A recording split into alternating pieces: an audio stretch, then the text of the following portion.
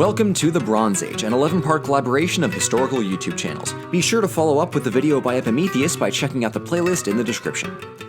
As first up in this big bronze bonanza, I'll be taking you back to the very beginning. Nope, too far. Nah, a little more.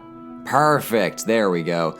The history of Mesopotamia is, to put it respectfully and professionally, crazy old.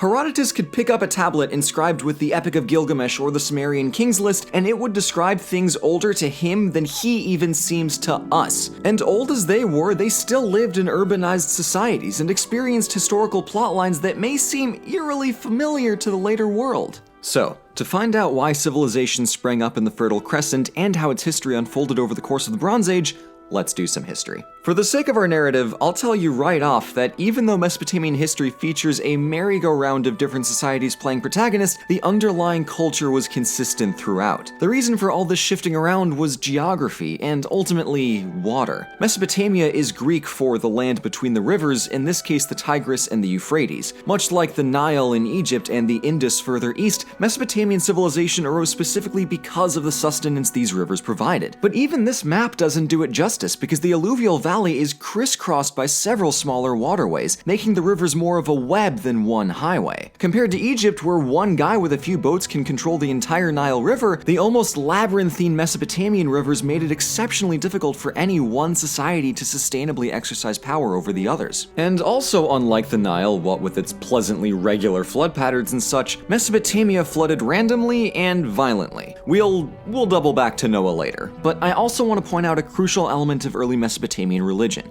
the Abzu. In contrast to the deity Tiamat, the primordial embodiment of salt water, Abzu was the primeval sea of creation that was believed to lie underneath the world, and explained the presence of freshwater springs, rivers, and lakes, which became spiritually revered. It's really not a stretch to give a healthy little sprinkling of divine reverence to the stuff that gives your entire civilization life, you know? So enough preamble, let's have us a city. Arguably the oldest urban settlement in history is the city of Eridu, established by the edge of a lake in the more fertile south during the 6th millennium BC. But insanely old timescales and permanent dwellings were only part of the equation. Just as important were a centralized government and a social hierarchy, a division of labor and natural resources to work with, religion and culture to give life that extra little pizzazz, and of course, rules to follow. It's all of these things first established here that have gone on to define the very concept of civilization for millennia to follow. But there's also one last factor. See, even as early as the 4th millennium BC, the city already had layers of ruins. It seems that Eridu deliberately tore down and rebuilt itself layer by layer, replacing old buildings with bigger, grander ones to accommodate a growing population and a deepening self-awareness of what would become civilization's ultimate goal: progress. We take it for granted now that things should get better with time as we build on what came before, but that idea first took hold back in Eridu. Eridu had a really great run, but all things must come to an end at one point or another, and in Mesopotamia, that sometimes happened very suddenly and without much warning. While historians have usually chalked it up to environmental changes making certain places less agriculturally viable, there are also arguments for how the typically swampy lakes and slow-moving rivers served as disease vectors for stuff like malaria, which could break enough links in the chain to completely cripple an entire city.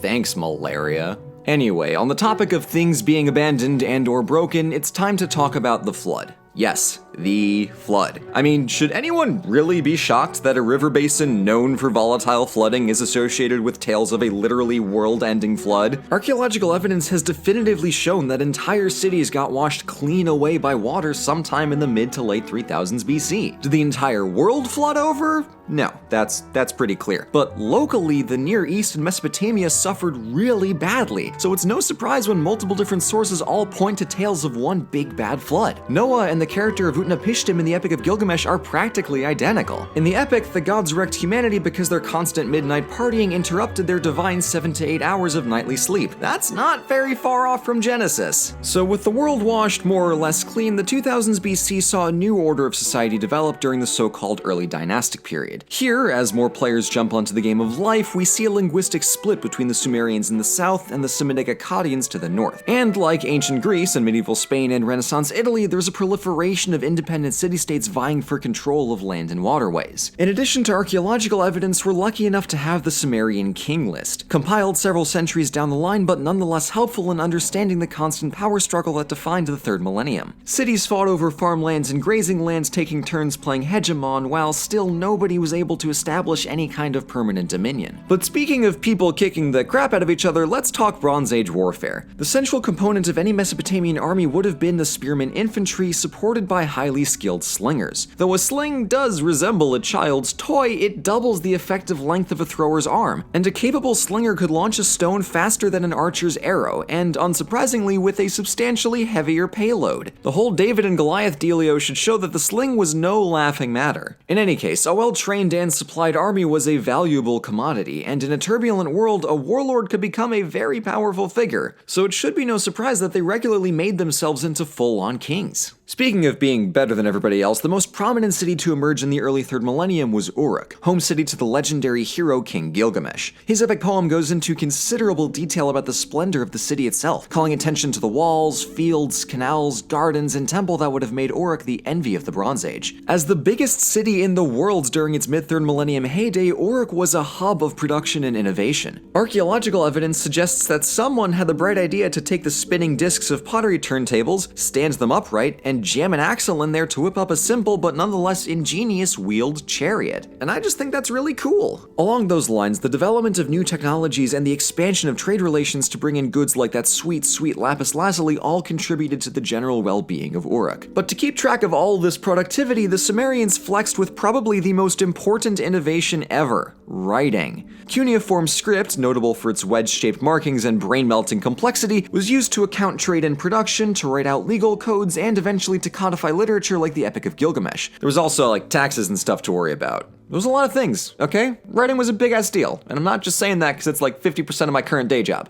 Big deal. The next big change in Mesopotamia came from further north, where a palace servant to his local ruler later became king. And then he had the crazy idea of conquering absolutely everything. So he went and did it, the absolute madman. He first stretched down towards the Persian Gulf before following the rivers back northwest to bring all of Mesopotamia under his dominion. Sargon, whose name means legitimate king in Akkadian, effectively created the first empire in human history. Although he obviously used force to bring the people of Sumeria and Akkad under his wing, evidence points to his reputation as a unifier, as his legacy was revered by Mesopotamians for over 1,500 years after his life. The unfortunate reality is that we just don't know all that much about him, but historians have made some insights. For one, legit king Sargon was a strictly historical figure, fighting other kingdoms rather than the monsters of the Gilgamesh epic. He's also believed to have brought significant prosperity to his empire, as more interconnected cities experienced sick gains to productivity and a little cross-pollination of culture to go along. Perhaps the most topical aspect for our purposes here is the increased manufacture of bronze. Whereas anyone can pick up a rock and make a stone tool, forging metal was hard work. Raw materials must be mined and transported so that metal workers with specialized equipment and years of training may fashion them into tools and weapons. That's a complex and expensive process that is substantially easier if every city has access to everyone else's resources as well. A happy beneficiary of this was the military, who could fight better with shiny new sword-chopping action. While Sargon's successors presided over a heavily militarized society, and to conquer Mesopotamia, kinda had to, there was all manner of visual, architectural, and poetic art being created. Cool dudes like Sargon's grandson, Naram-Sin, strengthened the bureaucracy to increase the efficiency of that hot intercity trade. As such, it's here that we finally see trans-imperial standardization of weights and measurements. And it's good that they changed it when they did, because it's just so infuriating and primitive to have two different sets of units for the exact same measurements. Gosh, could you imagine?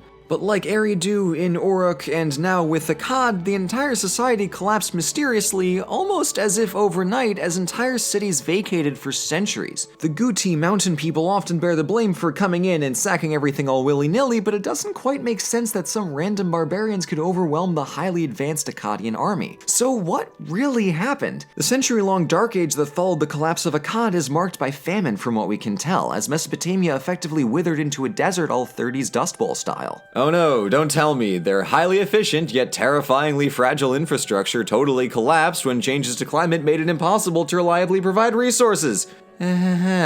Well, take away the army's food and you might as well not have an army, so it makes sense that the Guti, desperate for what little farmland remained, were able to overwhelm the Akkadians. What followed was over a century of quiet traditional living, a far cry from the glory of old, but much more sustainable with fewer moving parts to get barbarized. In the 21st century BC, 3 centuries after Sargon's conquests, Utu-Hegal of Ur finally rid Mesopotamia of the Guti, and ordered the compilation of the Sumerian king list, partially in order to trace his own legitimacy back to Sargon and, well beyond, and partially because people were justifiably worried about losing all that information for good in the event of another sacking. This Neo-Sumerian empire carried out a true renaissance of the Akkadian civilization, making as best of a return to form as can be imagined. Though the seat of power was back down south in Ur, the culture, urbanization, economics, bureaucracy, and overall way of life closely resembled their glorious past for a solid century. But the timestamp doesn't lie, and something or other has to collapse before this video ends. This time, the culprit was taxes. In 20 short years, the imperial provinces just kind of stopped contributing as everyone declared independence piece by piece. The Sumerians attempted to build a wall to keep out Western barbarians, but that went about as well as it always does, and they ended up getting invaded by the Elamite Easterners in the confusion. And just like that, we're back to a smattering of city-states. The protagonists in the next chapter in the history of Mesopotamia will be the famed Babylonians, but we'll pick that one up in another video soon.